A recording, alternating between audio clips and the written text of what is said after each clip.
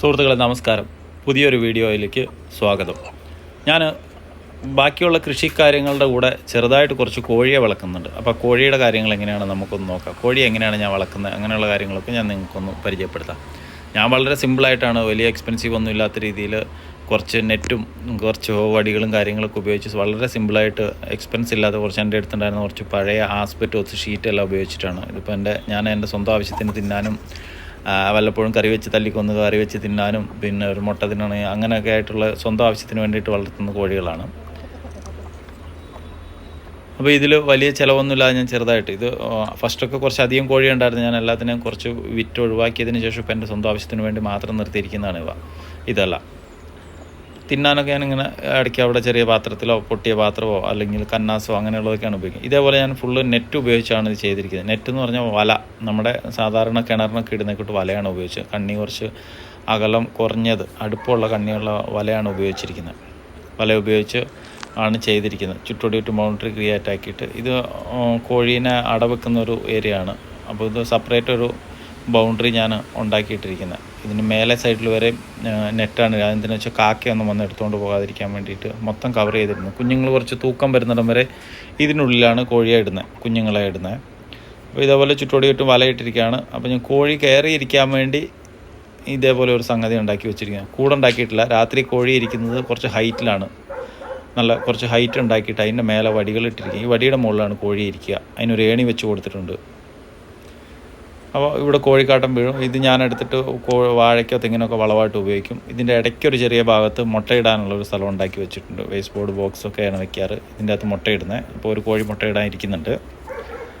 Next ഇതിൻ്റെ ഉള്ളിൽ separate ഒരു ബോക്സ്, ഒരു ഷെഡ് പോലെ ഉണ്ടാക്കി, അതേ ഷെഡിൽ തന്നെ സെപ്പറേറ്റ് ഒരു പാർട്ടീഷൻ ചെയ്തിട്ടിരിക്കുക. ചുറ്റോടിയിട്ടും കവർ ചെയ്തിരിക്കുക. നമ്മുടെ ടോട്ടൽ ബൗണ്ടറിക്കുള്ളിൽ ഒരു ജസ്റ്റ് ഒരു ബൗണ്ടറി ചെറുതായിട്ട് എന്താ പറയുന്ന ഒരു ICU പോലെ, സിമ്പിൾ പറഞ്ഞ ഒരു ICU പോലെ, ക്രിട്ടിക്കൽ കെയർ യൂണിറ്റ് പോലെ, അല്ലെങ്കിൽ പ്രസവ വാർഡെന്ന് നമുക്ക് പറയാം. ഞാൻ കോഴികളെ കുഞ്ഞിറക്കിയിട്ട് ഇവിടെയാണ് വിടുന്നത്.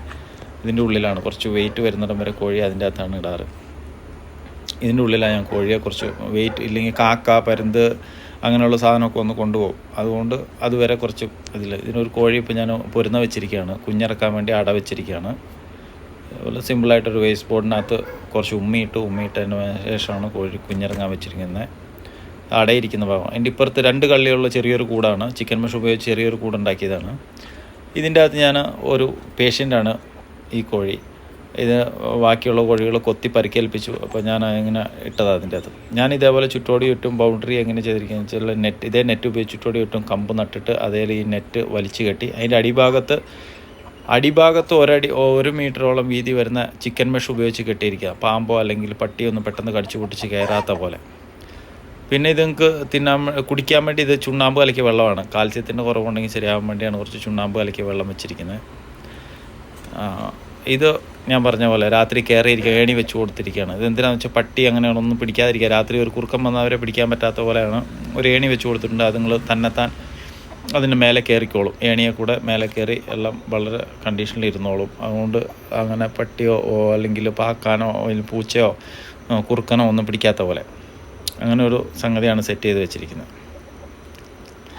ഈ ചുറ്റോടി ചുറ്റും ഞാൻ വലയാണ് ഉപയോഗിച്ച് സിമ്പിളായിട്ട് മെഷ് കുറച്ചൊരു 12 അടിയോളം ഹൈറ്റിലാണ് ചുറ്റോടും മെഷ് ഉപയോഗിച്ച് ബൗണ്ടറി ഉണ്ടാക്കി. അതിൻ്റെ ഉള്ളിൽ ഇങ്ങനെ ഒരു ചെറിയ ഷെഡ്, ഒരു പ്ലാസ്റ്റിക് ഞാൻ വാങ്ങി കെട്ടിയതാണ് ഒരു ഷെഡ്. ഇതാണ് എൻ്റെ ബൗണ്ടറി. ഇതേപോലെയാണ് ഉള്ളിൽ ഒരു ചെറിയ പോർഷൻ. പിന്നെ ചുറ്റോടി ചുറ്റും ഞാനിങ്ങനെ കമ്പ് നട്ട് വെച്ചിരിക്കുകയാണ്. ഇതെൻ്റെ വാഴയും തെങ്ങും ഞാൻ നട്ടിരിക്കുന്ന വാഴയാണ്. ഇപ്പോൾ കുലച്ചുകൊണ്ടിരിക്കുന്ന വാഴയും കാര്യങ്ങളൊക്കെയാണ്. അപ്പോൾ തെങ്ങിൻ തോപ്പാണ്. അതിൻ്റെ ഉള്ളിലാണ് ഇത് ചെയ്തിരിക്കുന്നത്. ഇതേപോലെ ചുറ്റോടി ചുറ്റും ഞാൻ ബൗണ്ടറി ഇട്ടിരിക്കുകയാണ് സിമ്പിളായിട്ട്. നെറ്റ് വലിച്ച് കെട്ടിയിരിക്കുന്നത്. അടിഭാഗത്ത് മാത്രം ചിക്കൻ മെഷ് ഉപയോഗിച്ചിട്ടുണ്ട്. ചിക്കൻ മെഷ് ഉപയോഗിച്ചാണ് വെച്ചിരിക്കുന്നത്. അപ്പോൾ അതേപോലെ തന്നെ ഞാൻ ഈ കോഴീനെ ഈ ICU എന്ന് പറഞ്ഞില്ലേ, കുഞ്ഞുങ്ങളെ ഇടുന്നതിൻ്റെ സൈഡിൽ വേറൊരു സാധനം വെച്ച് പിടിപ്പിച്ചിട്ടുണ്ട്. നട്ടുപിടിപ്പിച്ചതാണ്. ഇതിൻ്റെ പേരാണ് അരൂത. നമ്മുടെ നാട്ടിൽ പലരും കണ്ടിട്ടുണ്ടാവുമെന്ന് വിചാരിക്കും. അരൂത ഇതെന്തിനാണ് വെച്ചിരിക്കുന്നത് വെച്ചാൽ പാമ്പിൻ്റെ ശല്യം ഇതും വെച്ച് കഴിഞ്ഞാൽ വരില്ല എന്നാണ് പറയുന്നത്. അതിൻ്റെ അടിസ്ഥാനത്തിൽ ഞാൻ ഇതേപോലെ 2-3 ചെടികൾ നട്ടുപിടിപ്പിച്ചതാണ് അരൂത എന്ന് പറയുന്നത്. പിന്നെ ഇത് കോഴിക്ക് തിന്നാൻ കൊടുക്കാൻ വേണ്ടിയിട്ട് ഒരു കന്നാസ് കട്ട് ചെയ്ത് അതിൻ്റെ മേലെ 2 കോല് വെച്ച് കെട്ടി വെച്ചേക്കുന്ന സിമ്പിളായിട്ട് ചിലവില്ലാതെ ചെയ്തിരിക്കുന്നതാണ്. അപ്പോൾ ഇങ്ങനെയാണ്. അപ്പോൾ കോഴി കുഴപ്പമില്ല, എന്തെങ്കിലും തിന്നാനൊക്കെ ഉണ്ടെങ്കിൽ കൈത്തീറ്റ എന്ന് പറഞ്ഞ് കാര്യമായിട്ട് കൊടുക്കില്ല. കുറച്ച് ഗോതമ്പോ അല്ലെങ്കിൽ അങ്ങനെയുള്ള സാധനങ്ങളൊക്കെ കിട്ടുന്ന മുറയ്ക്ക് അതൊക്കെയാണ് കൊടുക്കാറ്. പിന്നെ ഇടയ്ക്ക് പച്ചിലകളൊക്കെ കൊണ്ടുവന്ന് തിന്നാനിട്ട് കൊടുക്കും. ഇങ്ങനെയൊക്കെയാണ് ഞാൻ കോഴിയെ വളർത്തുന്നത്. അപ്പോൾ എൻ്റെ ചാനൽ ഇനിയും സബ്സ്ക്രൈബ് ചെയ്യാത്തവർ സബ്സ്ക്രൈബ് ചെയ്യുക, ലൈക്ക് ചെയ്യുക, ഷെയർ ചെയ്യുക, സപ്പോർട്ട് ചെയ്യുക. Thank you.